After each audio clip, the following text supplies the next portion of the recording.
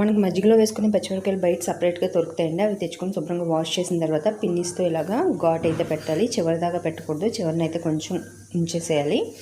తర్వాత ఒక 1/2 kg పచ్చిమిర్చికి ఒక 1/2 లీటర్ పెరుగు తీసుకుని అందులో ఒక 1/2 గ్లాస్ వాటర్ కలిపి సరిపడంత ఉప్పు, పసుపు, అలాగే కొంచెం వామును కూడా కలపండి. ఉప్పు మరీ ఎక్కువ వేయకూడదు. ఒక 2 స్పూన్స్ 3 స్పూన్స్ అయితే సరిపోతుంది. తర్వాత దీన్ని బాగా కలిపి ఈ పచ్చిమిరపకాయలు అయితే అందులో వేసి ఒక 2 days అయితే అలా ఉంచేయాలి. 2 days తర్వాత మనకి తెల్లగా అవుతాయండి.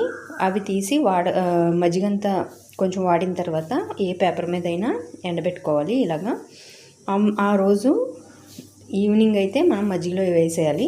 తర్వాత మజ్జిగను వంపేయడం అండి. తర్వాత నుంచి మనం ఇలా ఎండలో ఎండబెట్టుకుంటుంటే ఇలా తయారవుతాయి. వీటిని మనం బాగా హై ఫ్లేమ్లో అయితే వేపకూడదండి, బాగా డార్క్గా వచ్చేస్తాయి. మజ్జిగలో పచ్చిమిరపకాయలు అయితే రెడీ.